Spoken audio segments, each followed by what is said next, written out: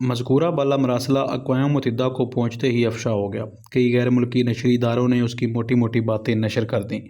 अक़वाम मुत्तहिदा में उस वक्त पाकिस्तान की नुमाइंदगी नामज़द नायब वज़ीर-ए-आज़म ज़ुल्फ़िकार अली भुट्टो कर रहे थे। उन्होंने बाज़ इत्तलात के मुताबिक न्यूयॉर्क से रावलपिंडी पैगाम भेजा कि मज़कूरा मरासले में उनकी पोजीशन कमज़ोर हो गई है, वरना वो चीन और अमरीका को मदद करने पर आमादा कर रहे थे। चनाचे 13 दिसंबर को रावलपिंडी में हुकूमत पाकिस्तान के एक तर्जमान ने एक प्रेस कॉन्फ्रेंस में जंग बंदी की तजवीज़ की तरदीद कर दी। तर्जमान ने ज़ोर देकर कहा, मैं चैलेंज करता हूँ कि कोई शख्स ऐसी कोई दस्तावेज़ या बयान मुझे दिखा दे जिसमें हथियार डालने का हल्का सा भी इशारा किया गया हो। इस तरदीद से ढाका को भी मुतला किया गया, बल्कि तंबीह की गई कि आपको जो फ़ैसला करने का इख्तियार दिया गया था उसे इस्तेमाल करते वक्त मुत्तहिदा पाकिस्तान की सालमियत का तो ख्याल रख लेते। आप तो तजावीज़ देते हुए हदूद से आगे निकल गए। आम तौर पर अक़वाम मुत्तहिदा को दिए गए मज़कूरा मरासले की ज़िम्मेदारी जनरल फरमान अली पर डाली जाती है। मैंने उनसे पूछा तो उन्होंने फरमाया, ये तार मेरा नहीं गवर्नर मालक का था और उन तजावीज़ का मकसद पाकिस्तान की सालमियत को ज़ख्म पहुँचाना नहीं, सिर्फ जंग बंदी के बहाने वक्त हासिल करना था, ताकि हमारे कमांडरों को असर नौ सफ़ बंदी की मोहलत मिल जाए। अगर हिंदुस्तान हमारे इस इकदाम को जंग बंदी के ख़िलाफ़ वर्जी समझता और दोबारा जंग शुरू कर देता तो हम उस वक्फे में उसके लिए तैयार हो चुके होते। उन्होंने मज़ीद कहा, जहाँ तक इक़्तिदार मशरक़ी पाकिस्तान के नुमाइंदों के हवाले करने का तल्लुक़ है, हमारे पेश नज़र वो नुमाइंदे थे जो 1970 के इंतखाबात में मुंतखब हुए थे और वो अभी तक मशरक़ी पाकिस्तान में मौजूद थे। इन तजावीज़ की गर्ज़ो गायत से कता नज़र ये अमर वाक़ई है कि हुकूमत पाकिस्तान के तर्जमान की तरफ से उनकी पुरज़ोर तरदीद के बाद जंग बंदी का चर्चा ख़त्म हो गया, कम अज़ कम वक्ती तौर पर। गालिबन यहिया खान उम्मीद लगाए बैठे थे कि मज़ीद मोहलत मिलने से भुट्टो कोई सफारती मार्का अंजाम दे लेंगे। मज़ीद मोहलत का मतलब ये था, किसी तरह जनरल नियाज़ी भी अड़े रहें और कबल अज़ वक्त हिम्मत ना हार बैठें। चनाचे उनके मोराल को सहारा देने के लिए रावलपिंडी ने ये अनोखी तरकीब निकाल कर ढाका को गैर सरकारी तौर पर इतला दी कि बैन अल-अक़वामी सतह पर वसी पैमाने पर अमली इमदाद हासिल की जा रही है। हमारे जर्द दोस्त शुमाल से और सफ़ेद दोस्त जनूब से मुदाखलत करने वाले हैं। जर्द दोस्तों से मुराद चीनी थे, जिनकी सरहद शुमाली जानब करीब थी, और सफ़ेद दोस्तों से इशारा अमेरिका की तरफ था, जिसका बहरी बेड़ा बहर हिंद के मशरक़ी किनारे पर था। इस खुशखबरी को मशरक़ी पाकिस्तान के मुख्तलिफ सेक्टरों में फैलाया गया ताकि हमारे डगमगाते हुए सिपाही संभल जाएं। ब्रिगेडियर कादर का 93 ब्रिगेड जब मेमन सिंह से पसपा होकर ढाका की तरफ आ रहा था तो उसे भी तंगेल के करीब भारतीय छाता बरदारों को देखकर यही ख्याल हुआ था कि शायद वाकई हमारे दोस्त हमारी मदद को पहुंच गए हैं। उन्हीं दिनों मैंने ईस्टर्न कमांड के टेक हेडक्वार्टर के बाहर एक सिपाही को 2 बैंड के सस्ते से ट्रांसिस्टर से कान लगाए देखा। उसकी दाढ़ी बड़ी हुई और टोपी पिचकी हुई थी। मैंने यूं ही उससे पूछा, भाई क्या खबरें हैं?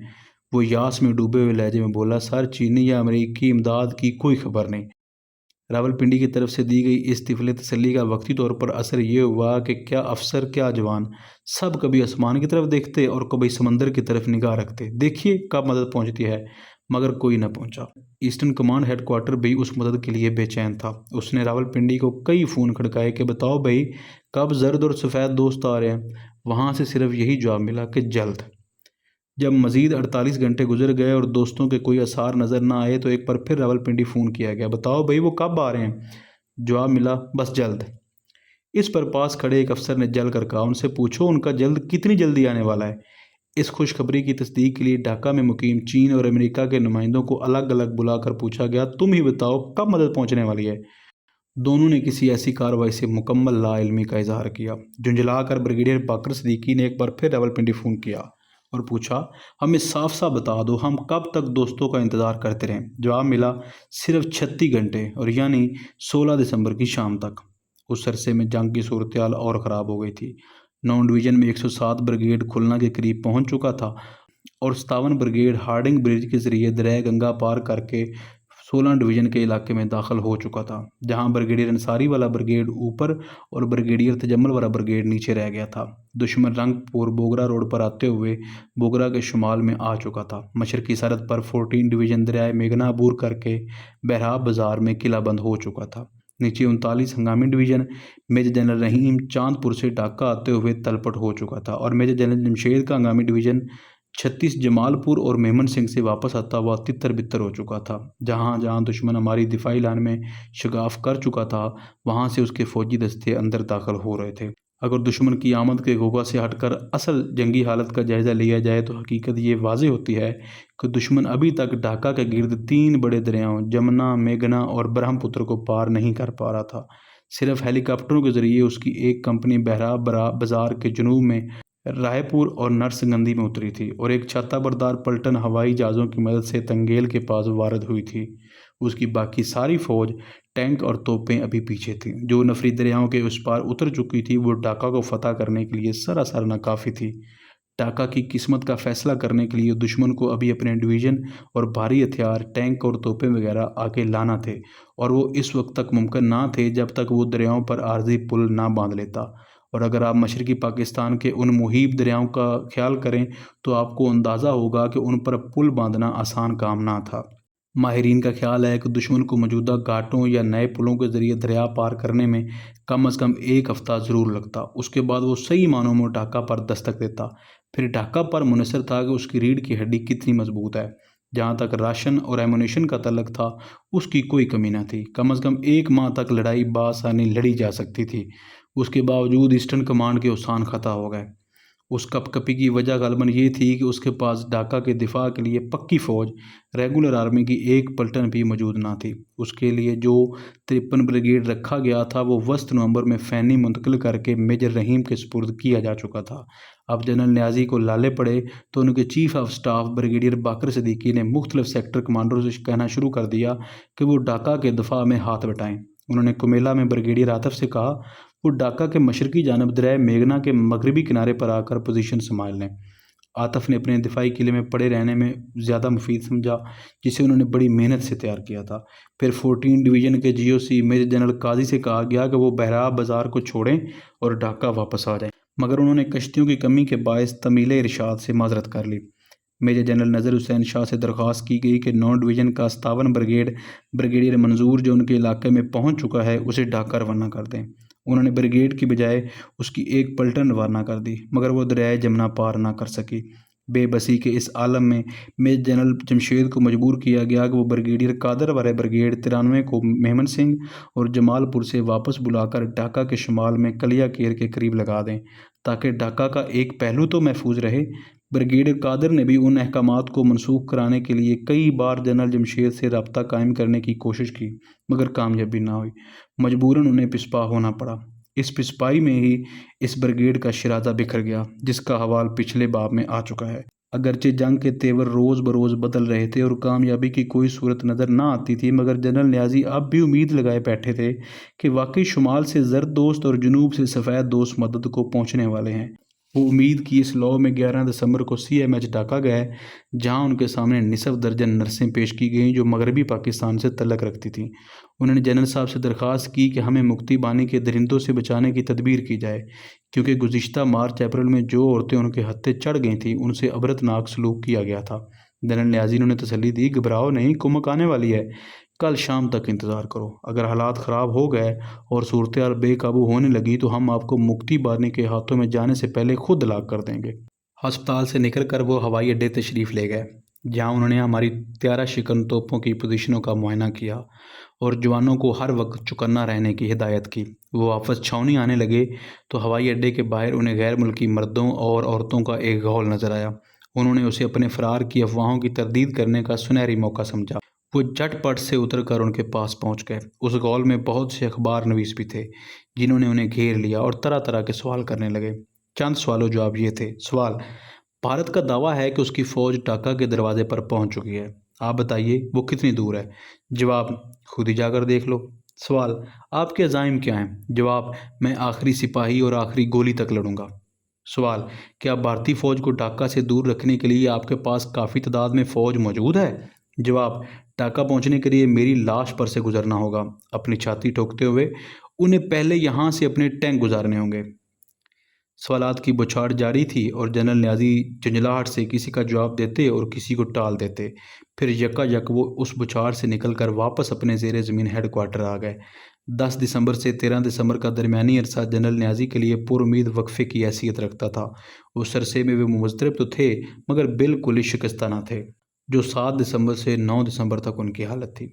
अगरचे अब भी उनकी शगुफ्ता मिजाजी मफकूद थी, मगर उनकी सिसकियाँ और आज़ारी थम चुकी थी। وہ اپنے اندرونی خلفشار کو اپنے چہرے پر منعکس ہونے سے روکنے میں کافی حد تک کامیاب لگتے تھے۔ معلوم ہوتا تھا کہ بیرونی امداد کی طفل تسلی نے انہیں عارضی طور پر سہارا دے دیا تھا۔ طبیعت کے اس اتار چڑھاؤ سے قطع نظر جنگ اپنے انداز پر حسب معمول جاری رہی۔ بگڑتی ہوئی صورتحال کے پیش نظر اب یوں معلوم ہوتا تھا کہ صرف ڈھاکہ کی جنگ باقی رہ گئی ہے، جس کے لیے جنرل نیازی نے جنرل جمشید کو ذمہ داری سونپ دی۔ آپریشن روم کی مغربی دیوار پر جہاں جنگ کے آغاز میں مغربی پاکستان کا جنگی نقشہ لٹکا ہوا تھا، اب وہاں ڈھاکہ شہر اور چھاؤنی کا نقشہ لگا دیا گیا۔ جنرل جمشید ڈھاکہ کے دفاع کے لیے اسی آپریشن روم میں کانفرنس منعقد کرنے لگے، جہاں 3 دسمبر کو بھرپور جنگ چھڑنے پر جنرل نیازی نے ریشمی اسکارف پہن کر چیدہ چیدہ افسروں سے خطاب فرمایا تھا۔ میجر جنرل جمشید کے نائب بریگیڈیئر بشیر تھے۔ وہ ان فیصلوں کے مطابق نقشے پر ڈھاکہ کے ارد گرد گول دائرے لگاتے جاتے تھے جو مجوزہ دفاعی مورچوں کی نشاندہی کرتے تھے۔ سرخ پینسل سے لگائے گئے یہ دائرے یوں لگتے تھے جیسے سانپ کنڈلی مارے بیٹھے ہوں اور جوں ہی انہیں کسی نے چھیڑا یہ فوراً اسے ڈس لیں گے۔ اس کاغذی کارروائی کے مطابق ڈھاکہ کی 2 دفاعی لائنیں تھیں۔ بیرونی دفاعی لائن شمال مغرب میں مانک گنج، شمال میں کلیا کیر، شمال مشرق میں نارائن گنج اور مشرق میں منشی گنج پر محیط تھی۔ توقع یہ تھی کہ میمن سنگھ سے 93 بریگیڈ، بہراب بازار سے 27 بریگیڈ، کمیلا سے 117 بریگیڈ اور چاند پور سے 39 ہنگامی ڈویژن پسپا ہو کر الترتیب کلیا کیر، نرسنگندی، داؤکنڈی اور منشی گنج میں واپس آ جائیں گے۔ اندرونی دفاعی لائن میر پول کے پور، ٹونگی ڈیمر اور نارائن گنج کے ساتھ ساتھ قائم کی گئی تھی۔ خیال تھا کہ اگر دشمن بیرونی دفاعی لائن توڑ کر اندر آ گیا تو اس دفاعی لائن پر مغرب میں کرنل فیض حمید، شمال میں بریگیڈیئر قاسم اور مشرق میں بریگیڈیئر منصور اسے روک لیں گے۔ خود ڈھاکہ شہر کی نگرانی بریگیڈیئر بشیر کے سپرد تھی۔ دفاعی لائن تو قائم کر دی گئی مگر ان کی حفاظت کے لیے سپاہی کہاں سے آئیں گے؟ جیسا کہ اوپر کہا گیا ہے کہ ڈھاکہ کے دفاع کے لیے باقاعدہ ایک پلٹن بھی نہیں تھی، لہذا ایک کانفرنس بلائی گئی تاکہ تمام افسر اپنی عسکری اور نیم عسکری نفری کی نشاندہی کرے کہ وہ کتنی ہے اور اس کے پاس کیا کیا ہتھیار ہیں۔ اس کانفرنس میں باقاعدہ فوج کے زیادہ تر خدمت گار محکمے، ordnance, signal, supply, engineers, M E وغیرہ نے شرکت کی اور اس کی کل 12 کمپنیوں کے برابر نفری تقریباً 1500 افراد کی نشاندہی کی گئی۔ اس طرح سول آرم فورسز کے 1500 سپاہی، پولیس کے 1800 سپاہی اور البدر کے 800 رضاکار دستیاب ہوئے۔ یوں کل نفری 5,000 سے 5,500 بن گئے۔ ان میں سے اکثر کے پاس 303 کی پرانی رائفلیں تھیں۔ ان کی دفاعی قوت میں اضافہ کرنے کے لیے ادھر ادھر سے مزید ہتھیاروں کا کھوج لگایا گیا، جس کے نتیجے میں 3 انچ دھانوں کی 3 مارٹریں، 4 ٹینک شکن توپیں آر، 6 پوند وزنی گولہ پھینکنے والی 2 توپیں اور 4 ہلکی مشین گنیں مل گئیں۔ مارچ 1971 میں استعمال ہونے والے ٹینک اس کے علاوہ تھے۔ اس نفری کو مذکورہ ہتھیاروں سمیت ڈھاکہ کے ارد گرد متعین کر دیا گیا۔ اس میں اچھی خبر نفری اور بھاری ہتھیار شمالی جانب رکھے گئے کیونکہ چھاتہ بردار بھارتی فوج کی خبر کے بعد یہی خطرہ تھا کہ سب سے پہلے یہی دستہ ڈھاکہ پر حملہ آور ہوں گے۔ کاغذ پر یہ دفاعی انتظامات معقول لگتے تھے مگر عملاً زمین پر حالت بالکل مختلف تھی۔ سپاہیوں کے حوصلے پست تھے اور ہتھیار زیادہ تر فرسودہ اور بیکار۔ کسی کی نالی خراب تھی اور کسی کا نشانہ باندھنے والا حصہ غائب تھا۔ کہیں ہتھیار پہنچے تھے مگر ایمونیشن غائب تھا اور کہیں ایمونیشن تھا لیکن ہتھیار نہ تھے۔ ہنگامی طور پر اکٹھی کی گئی یہ نفری اور اس پر مبنی دفاعی انتظامات خاصے کمزور لگتے تھے۔ یوں معلوم ہوتا تھا یہ بت ایک ہی ٹھوکر لگنے سے منہدم ہو جائیں گے۔ میں نے اس حقیقت پسندی کا اظہار کیا تو بریگیڈیئر قاسم جو چھاؤنی کی شمالی سرحد کے نگہبان تھے مجھے اپنے سیکٹر کے دفاعی انتظامات دکھانے لے گئے۔ وہ جیپ چلا رہے تھے اور میں ان کے ساتھ بیٹھا تھا۔ راستے میں وہ ایک جگہ رکے اور جیپ پر بیٹھے بیٹھے کٹی ہوئی سڑک کی طرف اشارہ سے فرمانے لگے، وہاں ہماری ٹینک شپن توپیں اور ان سے آگے ہمارے ٹینک ہیں۔ ایک جگہ ہم جیپ سے اتر کر گن پوزیشن دیکھنے گئے تو وہاں ایک ٹینک شکن توپ دھری تھی مگر اس کے قریب کوئی آدمی نہ تھا۔ آواز دینے پر ایک سپاہی نمودار ہوا۔ اس نے بتایا کہ اس توپ کا ایمونیشن غلط آ گیا تھا۔ کپتان صاحب صحیح قسم کا ایمونیشن لینے ڈھاکہ گئے ہیں۔ یہ 13 دسمبر کا واقعہ ہے۔ دورے کے آخر میں ہم ٹونگی سے ذرا ادھر کرمیٹیلا ایئرپورٹ کے قریب رکے جہاں بریگیڈیئر قاسم نے ایک میجر سے پوچھا، کہو کیسے محسوس کرتے ہو تم؟ میں تو ٹھیک محسوس کر رہا ہوں مگر جوان سمجھتے ہیں کہ ایک مارٹر اور 2 اسٹین گنوں سے وہ دشمن کی یلغار نہیں روک سکیں گے۔ احمقانہ باتیں نہ کرو، انہیں حوصلہ دلاؤ، انہیں بتاؤ کہ جنگیں ہتھیاروں سے نہیں جیتی جاتی۔ میجر خاموش رہا۔ ادھر ایسٹرن کمانڈ ہیڈ کوارٹر میں خیال آرائی ہونے لگی کہ ڈھاکہ شہر کے گلی کوچوں میں کس طرح لڑائی لڑی جائے۔ ایک صاحب نے کہا، ہمیں ڈھاکہ کو اسٹالن گراڈ بنا دینا چاہیے۔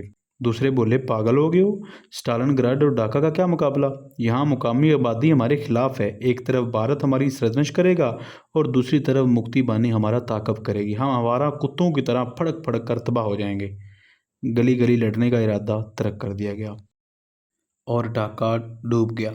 मेजर जनरल रहीम, जो चांदपुर से आते हुए नारायणगंज के पास जख्मी हो गए थे, CMH ढाका में इब्तदाई इलाज के बाद जनरल फरमान के घर आराम फरमा रहे थे।